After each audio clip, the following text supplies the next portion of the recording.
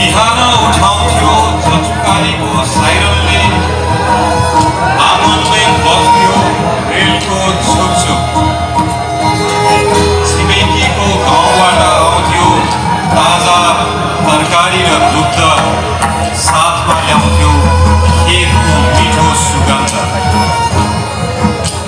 चौकतिरको रमझममा चियाको चुस्की र तरकारीको स्वादसँगै पस्किने गर्थ्यो रमाइलो गफगाफ।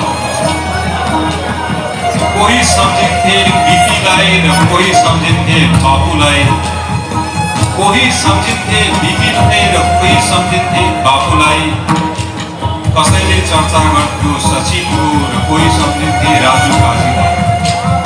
मेरो जनकपुर मेरा मित्रहरू थिए कडेल, श्रेष्ठ, खड्का र लामा। भट्टाचार्य थिए मेरा छिमेकी र भट्टराई गुरुआमा। मेरा छिमेकी थिए भट्टाचार्य र भट्टराई गुरुआमा। ईद र बकरीद पनि आफ्नै छठ र दसैँ जस्तो लाग्थ्यो। ईद र बकरीद पनि आफ्नो दसैँ र छठ जस्तै लाग्थ्यो। जात र धर्म भन्दा पनि आत्मीयता प्यारो लाग्थ्यो। मेरो जनकपुर खै कहाँ गयो त्यो मेरो जनकपुर।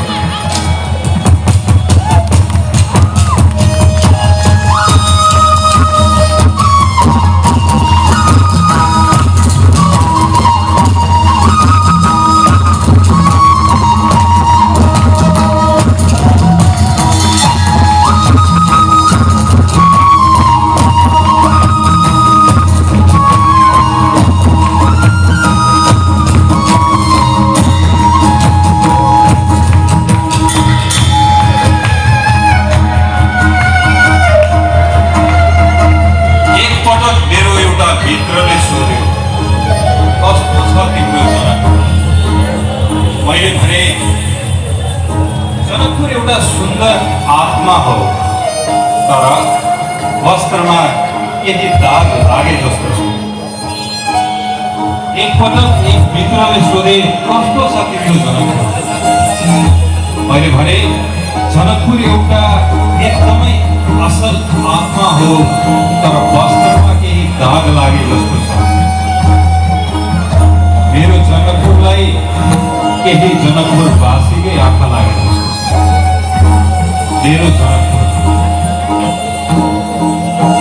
केही परिवर्तनका ठेकेदारहरू आए, केही परिवर्तनका ठेकेदारहरू आए र भने, देऊ तिम्रो रगतमा तिमीलाई स्वाभिमान दिन्छु। केही परिवर्तनका ठेकेदारहरू आए र भने, देऊ तिम्रो रगतमा तिमीलाई स्वाभिमान दिन्छु।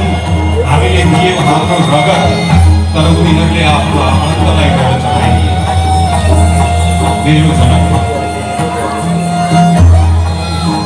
कसैलाई उनको सम्झियाना प्यारो लाग्यो, कसैलाई उनको आफ्नै परिवार। कसैलाई उनको सम्झियाना प्यारो लाग्छ, कसैलाई उनको परिवार। जब चाहिन्छ शरीर तब धक्काउँछ जनताको घरद्वार, तर जब पाउँछ पद खोज्छन् आफ्नै परिवार। मेरो जनकपुर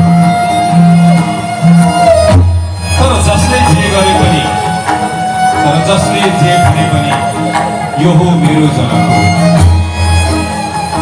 यो हो मेरो जनकपुर।